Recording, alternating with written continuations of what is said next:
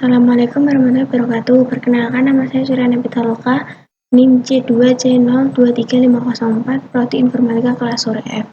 Di sini saya akan menjelaskan tentang sejarah komputer dan bidang profesi di bidang komputer. Yang pertama, sejarah komputer. Sejarah komputer memiliki 5 generasi. Generasi pertama, saat terjadi Perang Dunia Kedua, negara yang terlibat dalam perang tersebut berusaha untuk mengembangkan komputer untuk mengeksploitasi potensi strategi yang dimiliki komputer. Tahun 1941, Konrad Zuse, seorang insinyur Jerman, membangun sebuah komputer C3 untuk mendesain pesawat terbang dan peluru kendali. Tahun 1943, Inggris menyelesaikan komputer pemecah kode rahasia yang dinamakan komputer Colossus untuk memecahkan kode rahasia yang digunakan Jerman Nazi. Generasi kedua, tahun 1948, penemuan transistor sangat mempengaruhi perkembangan komputer. Transistor menggantikan tabung vakum televisi, radio, dan komputer. Akibatnya ukuran mesin-mesin elektrik berkurang drastis. Transistor mulai digunakan dalam komputer mulai pada tahun 1956.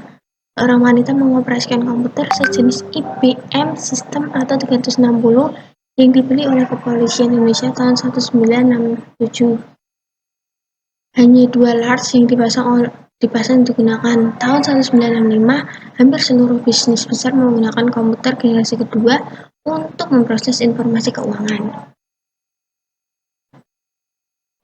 Generasi ketiga, walaupun transistor dalam banyak hal mengungguli yaitu vakum, namun transistor menghasilkan panas yang cukup besar yang dapat berpotensi merusak bagian-bagian internal komputer.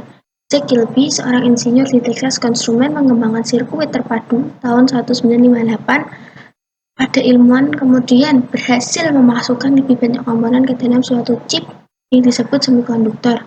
Hasilnya, komponen-komponen komputer semakin kecil. Generasi ketiga, tahun 1980-an, very large scale integration membuat ribuan komponen dalam sebuah chip tunggal. Seorang anak mengoperasikan IBM PC, kemampuan untuk memasang sedemikian banyak komponen dalam suatu keping yang berukuran setengah keping uang logam, mendorong turunnya harga dan ukuran komputer. Komputer tak lagi menjadi dominasi perusahaan-perusahaan besar atau lembaga pemerintah. Pada pertengahan tahun 1970-an, perakit komputer hanya menawarkan produk komputer untuk mereka ke masyarakat umum. Komputer-komputer ini disebut mini komputer, dijual dengan paket peranti lunak yang digunakan oleh kalangan awam. Generasi kelima, hal menampilkan seluruh fungsi yang diinginkan dari sebuah komputer generasi kelima. Namun fasilitas tersebut menjadi jauh lebih rumit dari yang diduga ketika programmer menyadari bahwa pengertian manusia sangat bergantung pada konteks dan pengertian ketimbang sekedar penerjemahan kata-kata secara langsung. Dua kemajuan rekayasa terutama adalah kemampuan pemrosesan paralel yang menggantikan model non-Neumann. Kemudian saya akan menjelaskan profesi di bidang komputer. Yang pertama, web developer.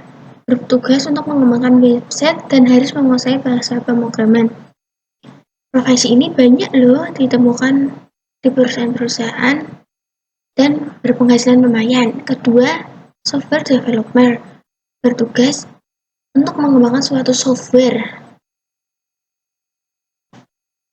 Yang ketiga, hardware engineer. Memiliki tugas untuk menyusun hardware komputer sehingga bisa bekerja secara efisien. Banyak perusahaan yang membutuhkan posisi ini. Banyak perusahaan yang menyediakan posisi ini.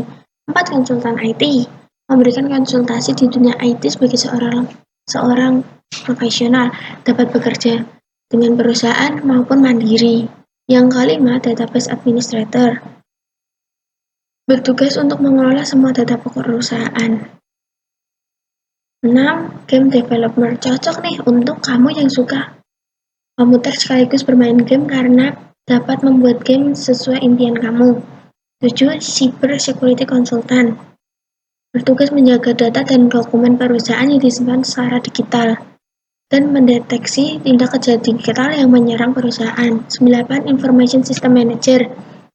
dijalankan untuk memastikan teknologi informasi yang berjalan di perusahaan dalam status baik, dan menjaga data digital dan memastikan software bisa berjalan lancar. 9. Network Architect bertugas mengerjakan semua urusan yang berhubungan dengan jaringan komputer. Perusahaan maupun institusi pasti akan membutuhkan profesi ini. 10. IT Support. Tugas profesi ini membantu urusan teknis IT di perusahaan. Jenis perusahaan ini juga banyak sekali dibutuhkan di perusahaan besar. Demikian yang dapat saya sampaikan. Mohon maaf bila ada kesalahan kata dan pengucapan. Wassalamualaikum warahmatullahi wabarakatuh.